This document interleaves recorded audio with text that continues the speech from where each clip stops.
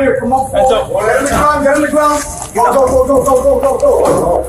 I woke up and I went to the kitchen. I grabbed one of the kitchen knives and then I went to her room and then... I need to know if your mom is breathing. She said me. It's okay, you can say it. You killed her? This is 13-year-old Derek Rosa. Just 4 hours earlier, he dialed 911 and calmly confessed to killing his own mother. I need to know if your mom is breathing. She said me. The evening of October 12th, 2023, settled over the city of Hialeah, Florida, with the humid, heavy stillness typical of a tropical autumn. Located just northwest of Miami, Hialeah is a dense, working-class enclave, a place where neighbors know each other's schedules and the sounds of family life, televisions, cooking, and conversation drift easily through the thin walls of apartment complexes. At the Amelia Oaks Apartments, life was winding down in its usual rhythm. It was a Thursday night, a school night, and the complex was quiet. Inside apartment number 201, the domestic scene appeared indistinguishable from millions of others across the country. There was a mother, 39-year-old Irina Garcia, tending to the exhausting but joyous demands of a newborn baby. There was a stepfather, a long-haul truck driver named Frank Ramos, who was miles away on the road, working to support his growing family. And then there was the 13-year-old son, Derek Rosa. To the outside observer, this was a family unit operating exactly as it should, a blend of generations living under one roof, navigating the mundane responsibilities of homework, infant care, and bedtime routines. There were no screaming matches reported by neighbors, no police visits for domestic disturbances, and no outward fractures in the family dynamic that would signal the catastrophe waiting just hours away. At the center of this narrative is Derek Rosa, a boy who, on paper, represented the ideal American teenager. He was an 8th grader at Hialeah Academy, a charter school known for its rigorous standards. Derek wasn't a troublemaker. In fact, he was quite the opposite. He was an honor roll student, the kind of child teachers praise for being quiet, attentive, and polite. He didn't have a record of violence or a history of bullying. His grandmother later described him to the press with a bewildered, heartbreaking simplicity. He is a good boy. He is intelligent. This characterization is crucial to understanding the horror of this case. We are not looking at a child who had fallen through the cracks of the system, nor a delinquent who had been hardened by the streets. We are looking at a good boy who navigated his world with a calm, almost robotic compliance. This facade of the good kid is what makes the footage from that night so chilling.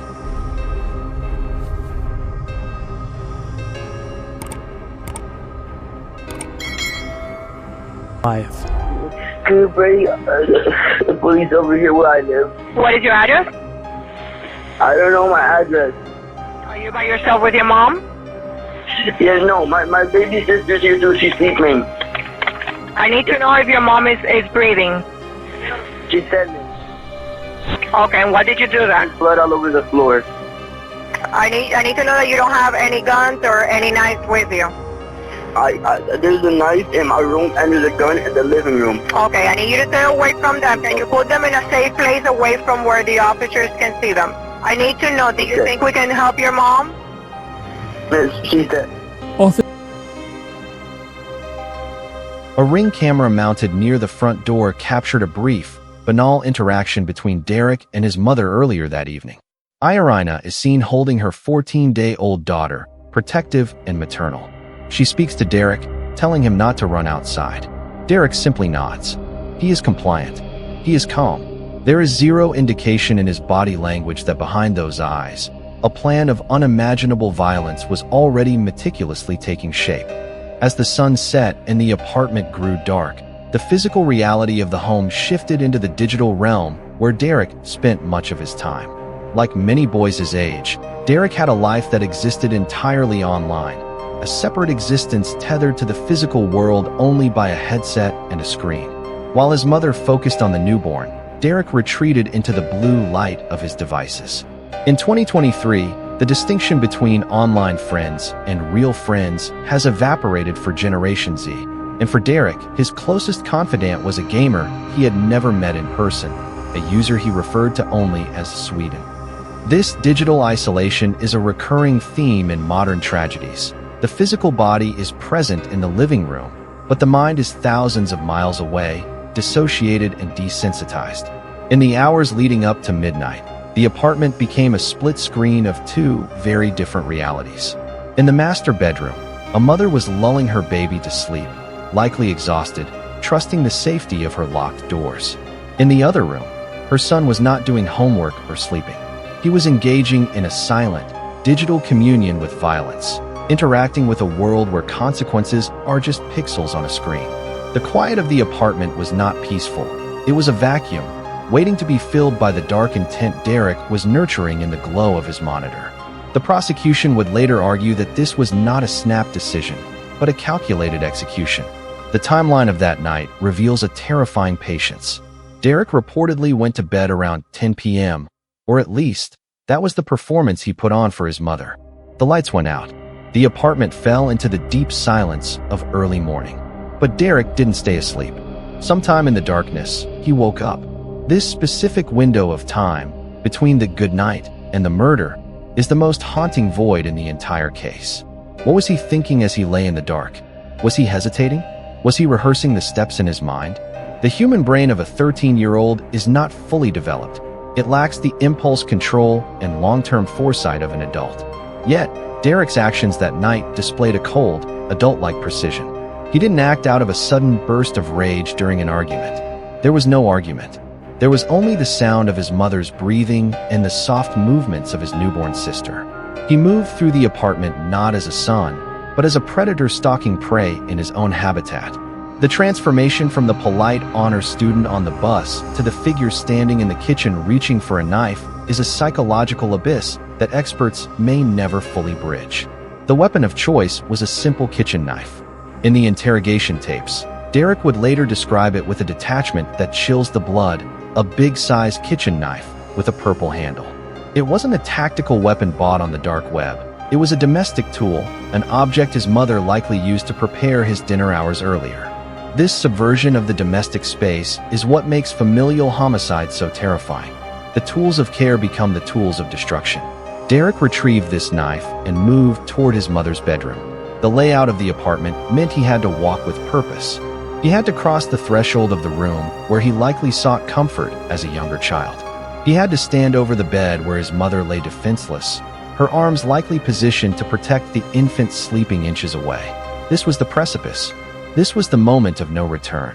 The boy who had nodded politely at 8 p.m. was gone, replaced by a dissociative figure capable of looking at the woman who gave him life and seeing only a target.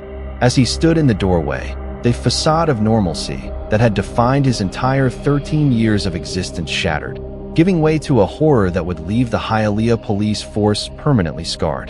To understand the mind of Derek Rosa, one must look away from the child sitting in the interrogation room and look instead at the digital footprint he left behind.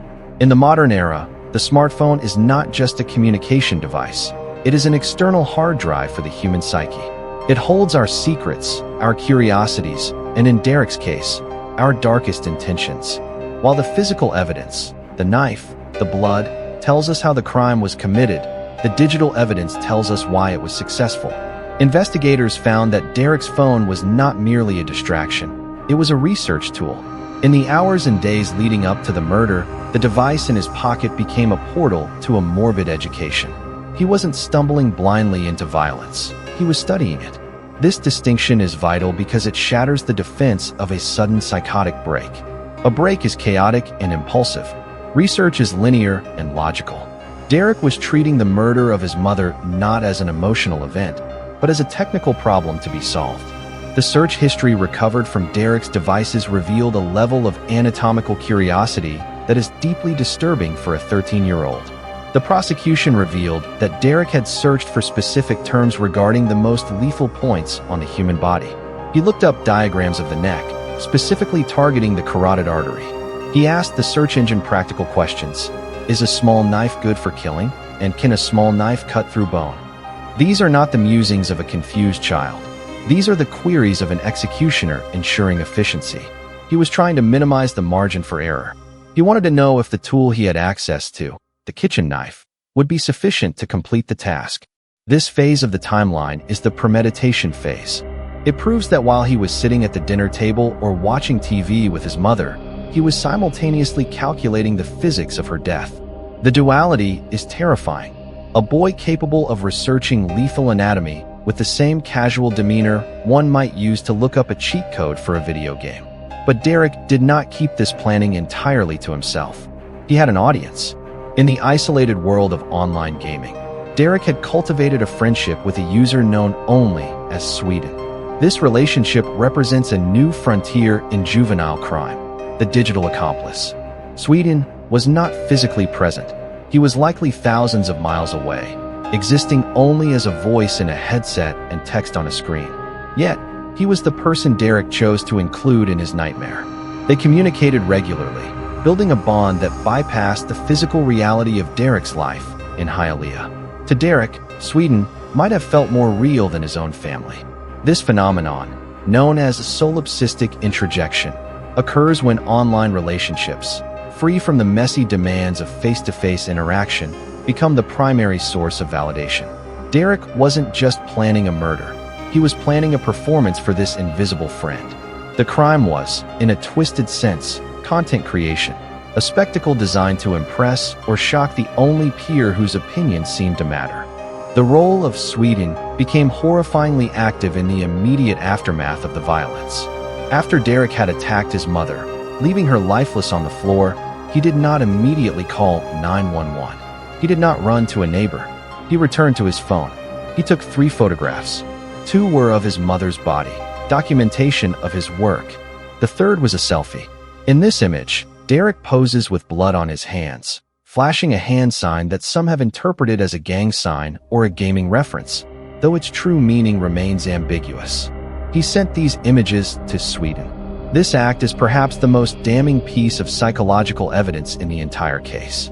It demonstrates a total detachment from the humanity of the victim. He wasn't mourning. He was broadcasting. He was looking for the dopamine hit of a reaction. Sweden's response was reportedly shock. "I can't believe it." But for Derek, the transaction was complete. He had proven he could do it. The reality of his mother's death was secondary to the digital validation of having committed the act.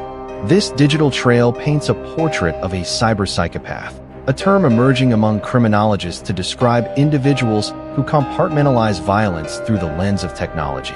For Derek, the screen acted as an emotional buffer. As long as he was researching it on Google or texting it to Sweden, it was just data. It was just a game. The gravity of the situation likely didn't hit him until the battery ran low and the police sirens began to wail outside. The transition from the digital world, where actions have no consequences and respawning is possible, to the physical world, where death is permanent, is a jarring shock. When Derek finally put down the phone and picked up the landline to call 911, he was stepping out of the digital fantasy he had constructed and into the cold, concrete reality of the Florida penal system. The Google searches were done. The photos were sent. The screen was dark. And all that was left was the body on the floor and the consequences that would last forever. The silence of the apartment was finally broken not by a scream, but by a conversation. At approximately 11 p.m., the Hialeah Police Dispatch received a call that defies the natural order of emergency responses. Usually, calls involving homicide are frantic, filled with screaming, hyperventilating, and the chaotic noise of panic. This call was different. The voice on the other end was steady, polite, and terrifyingly calm. "I killed my mom," Derek stated, as if reporting a broken appliance. The dispatcher, trained to handle the most extreme human emotions, seemed almost taken aback by the boy's composure. When asked if his mother was breathing, he simply replied, "She's dead."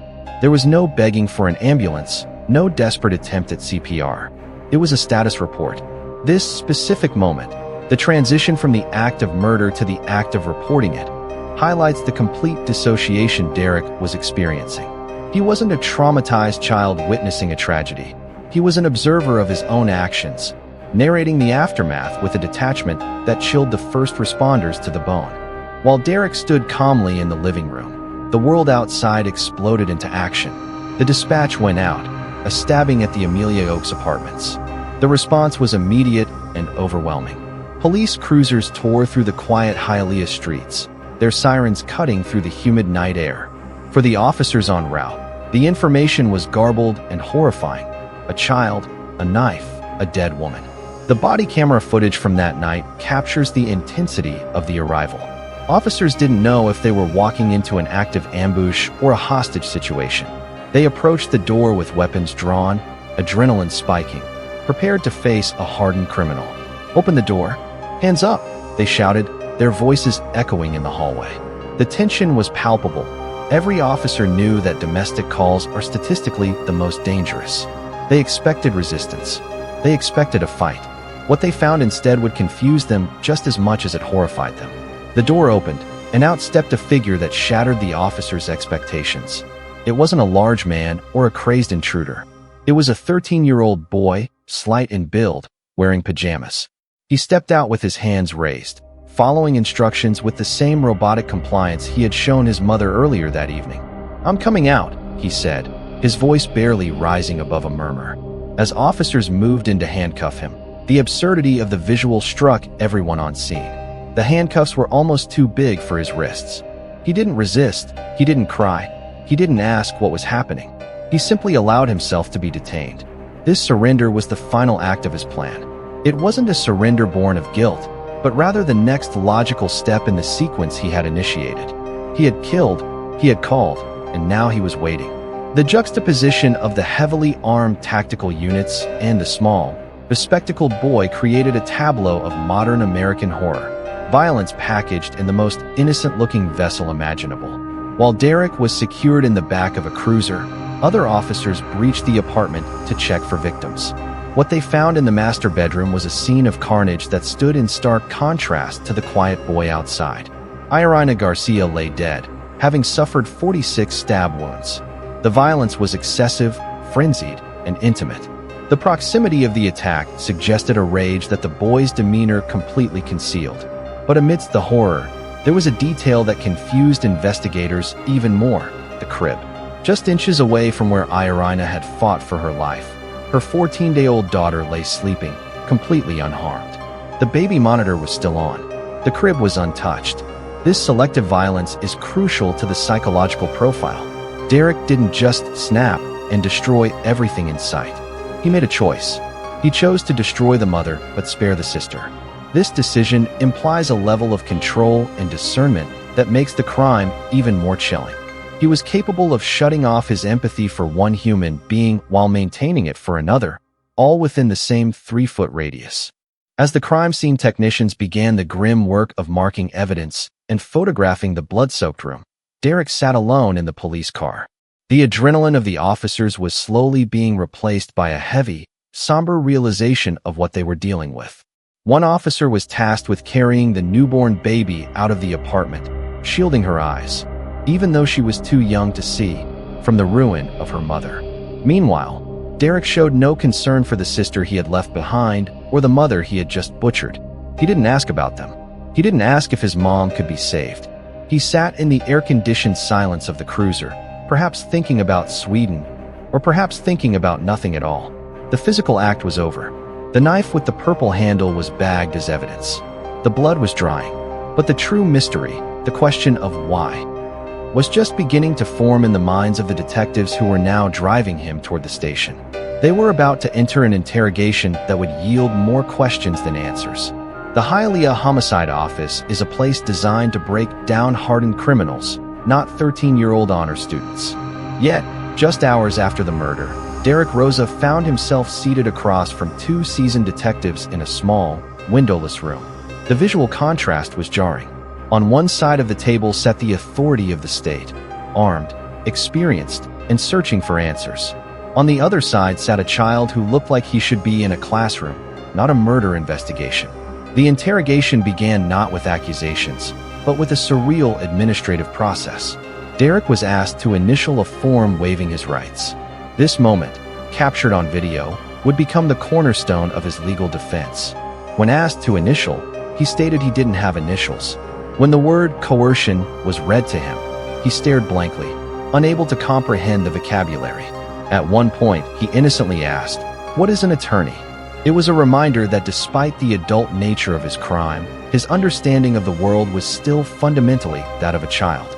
He was navigating a legal minefield without a map, waiving rights he didn't understand to confess to a crime he fully comprehended. Once the formalities were clumsily pushed aside, the narrative of the night unfolded. Derek did not need to be coerced. He did not need to be tricked. He offered the details of the murder with the same flat effect he used to give his address. He described standing over his sleeping mother. He admitted to shouting a slur in Spanish, a detail that adds a layer of hatred or perhaps learned toxicity to the act, before driving the knife into her neck. What struck the detectives most was the technical nature of his description. He spoke about the vein in the neck and the blood flow not with disgust or trauma, but with a strange, clinical fascination. He confirmed that he knew about the arteries because he had looked them up. In this room, the detectives were looking for tears, for remorse, for a breakdown. Instead, they got a biology lesson. Derek was recounting the murder of his own mother as if he were describing a scene from a movie he had watched, not a memory he had just lived. The conversation eventually turned to the immediate aftermath, and Derek's priorities were laid bare. He spoke about his stepfather's guns, a Glock 19 and another pistol, and how he had loaded them. He admitted to a fleeting moment of suicidal ideation, stating he intended to shoot himself, but couldn't bring himself to do it. This admission is critical. It reveals a survival instinct that overrode his guilt.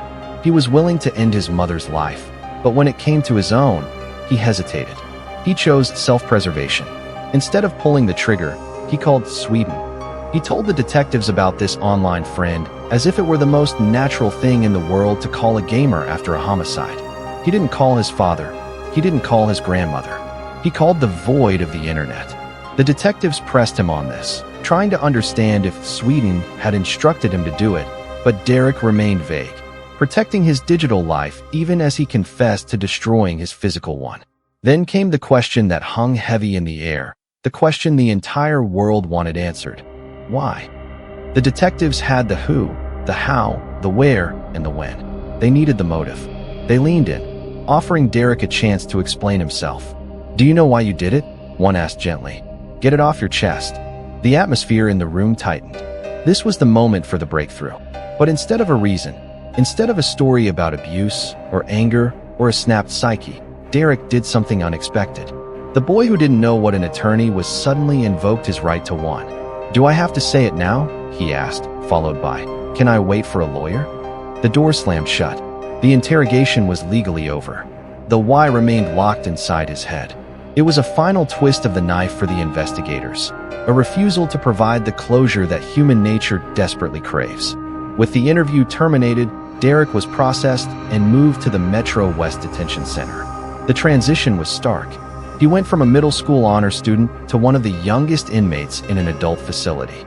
The prosecution made the swift decision to charge him as an adult, facing first-degree murder charges.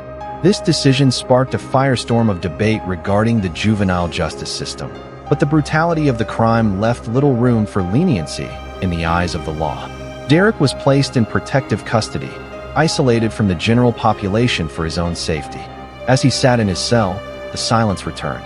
The detectives were left with a confession, but no explanation. The community was left with a tragedy, but no cause. And Derek Rosa was left alone with the memories of a night that had irrevocably destroyed 2 lives, his mother's and his own. The interrogation room lights were turned off, but the darkness of the case was only just beginning to spread.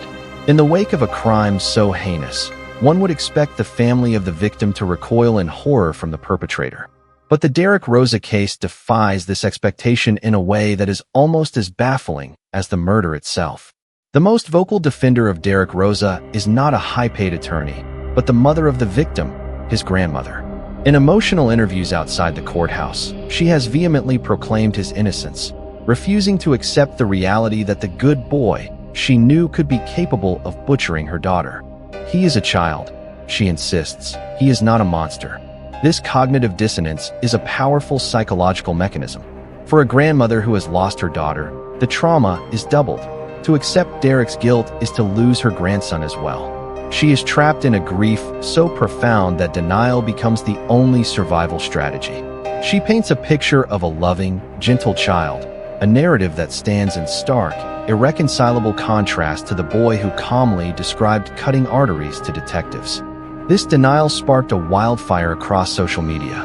Almost overnight, a Save Derek movement emerged, fueled by the boy's youth and his innocuous appearance. Thousands of strangers, who had never met Irina Garcia or Derek Rosa, began to rally behind him. Letters flooded the detention center. Petitions demanded his release. The internet, which had been Derek's playground, became his defense team. Amateur sleuths began dissecting the case, driven by a refusal to believe that a 13-year-old with glasses and a shy demeanor could be a cold-blooded killer. This phenomenon highlights a disturbing societal bias, the halo effect. Because Derek looks innocent, because he looks like a victim, the public struggles to process him as a villain.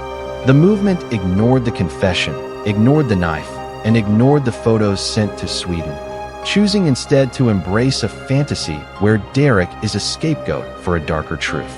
As the Free Derek movement grew, the finger of public suspicion turned toward the only other male figure in the equation, the stepfather, Frank Ramos.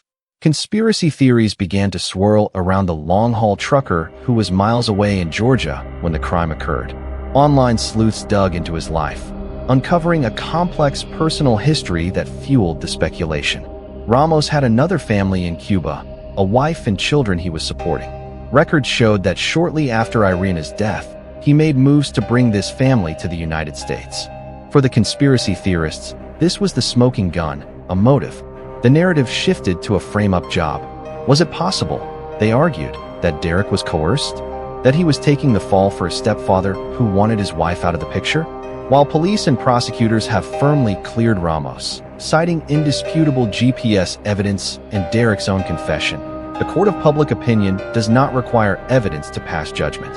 In the eyes of Derek's supporters, the stepfather became the convenient villain needed to absolve the child. However, these theories collapse under the weight of the forensic reality. The defense of Derek Rosa relies on ignoring the timeline. For the stepfather to have committed the crime, he would have had to teleport from Georgia to Florida, commit the murder without leaving a trace, force his stepson to confess on a recorded line, and then vanish again. Furthermore, the grandmother's defense of Derek often contradicts the evidence she herself provided, that he was a good boy who never caused trouble, yet she cannot explain the search history found on his devices. The tragedy here is that the family's denial, while understandable as a grief response, may be doing Derek a disservice. By fueling the narrative of innocence, they are preventing any real conversation about mental health or rehabilitation. They are fighting a battle against the truth, a battle that cannot be won in a courtroom where blood evidence and digital footprints speak louder than character references.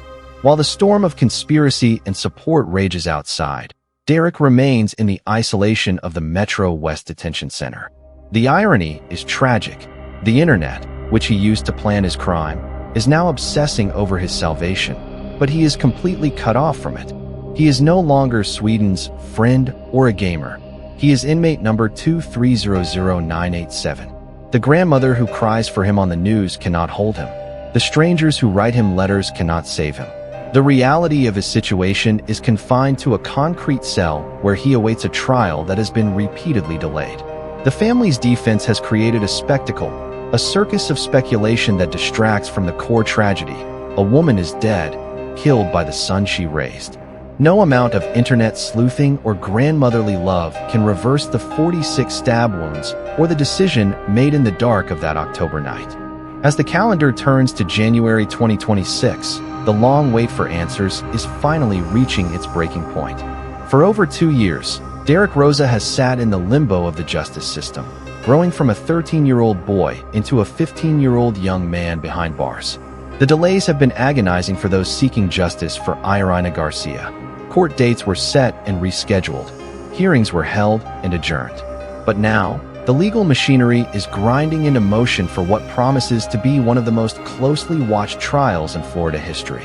The central conflict of the trial will not be about facts. The confession, the video, and the DNA are indisputable. The conflict will be about the nature of the defendant. The jury will not be asked if Derek killed his mother. They will be asked to decide if a child who commits such an adult crime deserves an adult's punishment. The prosecution's case is a fortress built on premeditation. They will present the timeline we have explored, the search history, the knife selection, the Sweden texts, and the calm 911 call. Their argument is simple and terrifying. Derek Rosa is not a confused child, but a calculating killer who hid behind the mask of innocence. They will argue that age should not be a shield for depravity. On the other side, the defense faces a Herculean task.